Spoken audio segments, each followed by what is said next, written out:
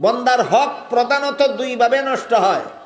একটা হইল বন্দারে অন্যায়ভাবে কষ্ট দিলে বন্দার হক নষ্ট হয়।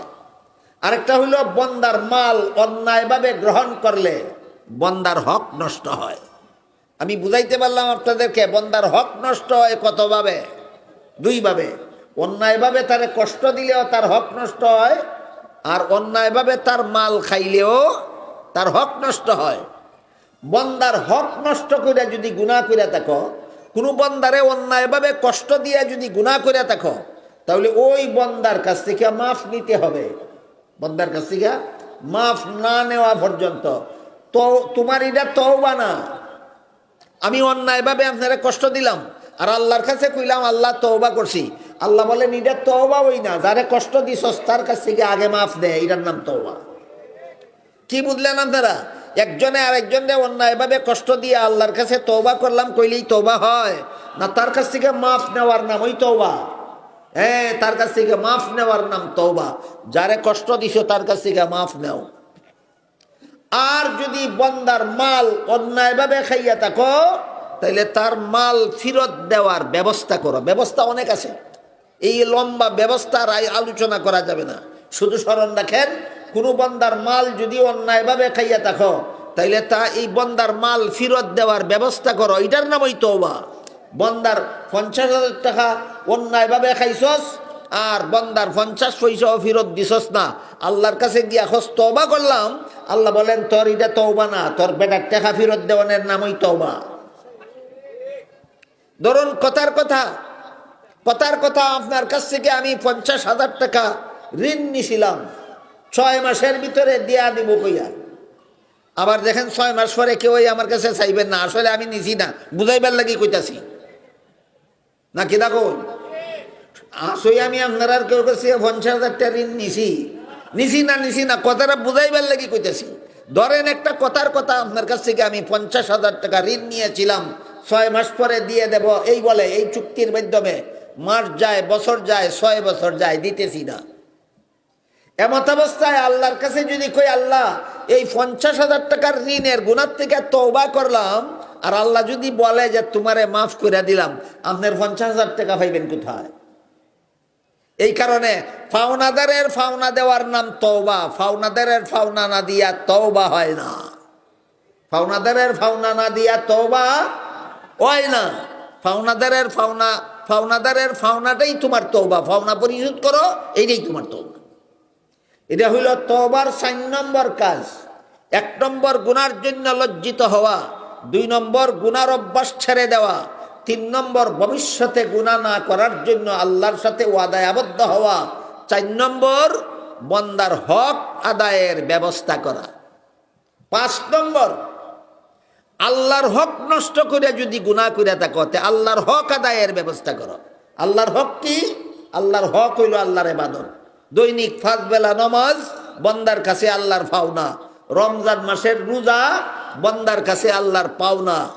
ধনীদের যাকাত বন্দার কাছে আল্লাহর পাওনা। এক কথায় বন্দার জীবনে যত ইবাদত বন্দেগী আছে, সমস্ত ইবাদত বন্দেগী আল্লাহর পাওনা বন্দার কাছে। এই মর্মে একটা হাদিস আছে বড় চমৎকার।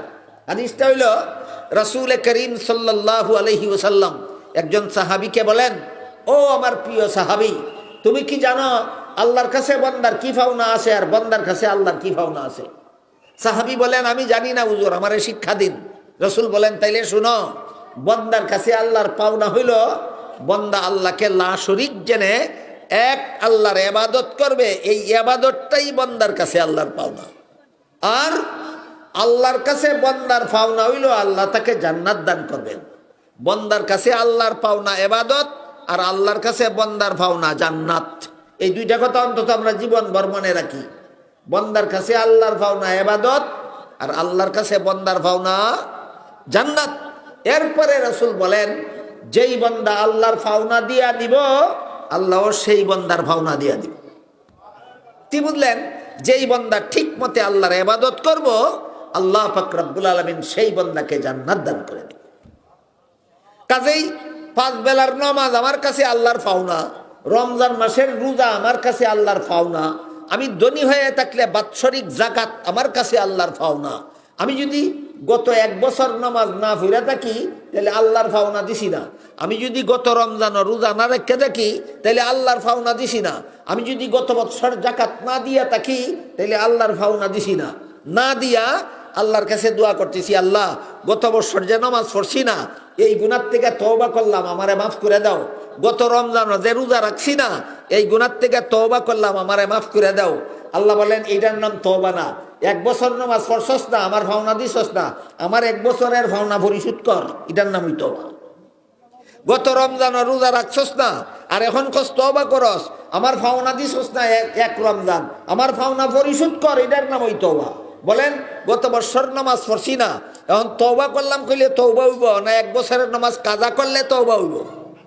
হ্যাঁ, গত রমজান রোজা রাখছি না, তওবা করলাম কইলে তওবা হইতো না, ওই রোজাগুলি কাজা করলে তওবা হইব। এটা হইল তওবার 5 নম্বর কাজ। এটা তওবার কত নম্বর কাজ? 5 নম্বর কাজ। তওবার 1 নম্বর কাজ গুনার জন্য লজ্জিত হওয়া। তওবার 2 নম্বর কাজ গুনার অভ্যাস ছেড়ে দেওয়া। তওবার 3 নম্বর কাজ আর ভবিষ্যতে গুনাহ না করার জন্য আল্লাহর কাছে পাক্কা ওয়াদা করা। তওবার 4 নম্বর কাজ বন্দার হক নষ্ট কইরা গুনাহ কইরা থাকলে বন্দার হক আদায় করা। তওবার 5 নম্বর কাজ আল্লাহর হক না দিয়া তওবা গুনাহ কইরা থাকলে আল্লাহর হক আদায়ের ব্যবস্থা করা। 6 নম্বর কাজ কাকুতি মিনতি করে আল্লাহর কাছে মাফ চাওয়া। বুঝা থাকলে বলেন তো কত কাজে তওবা হয়? কত কত ফরজে উযু হয়? 4 ফরজে উযু হয়। 1 ফরজ বাকি থাকলে উযু হয় না। ঠিক তেমনি ভাবে 6 কাজে তওবা হয়, 1 কাজ বাকি থাকলে তওবা হয় না। তওবা বুঝলে এখন বুঝবেন তওবার দ্বারা কোন কোন গুনাহ মাফ হয়। তওবার দ্বারা জগৎ জীবনের সব গুনাহ মাফ হয়। তওবার দ্বারা জীবনের সব গুনাহ মাফ হয়। আপনি বান্দারে ঠগাইয়া খাইছেন লক্ষ লক্ষ টাকা, তওবা কেমনে করবেন? না দিয়া বন্দার পাওনা পরিশোধ করো, বস তোমার গুনাহ মাফ হয়ে যাবে। তুমি নমাজ পড়ছো না বছরের পর বছর, তওবা কেমনে হবে? নমাজগুলি কাজা করলে তওবা হবে।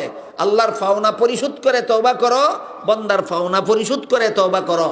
এইভাবে যারা তওবা করে আল্লাহ পাক রব্বুল আলামিন তাদের ব্যাপারে বলেন ইউবাদদিলুল্লাহু সাইয়্যাতিহিম হাসানাত।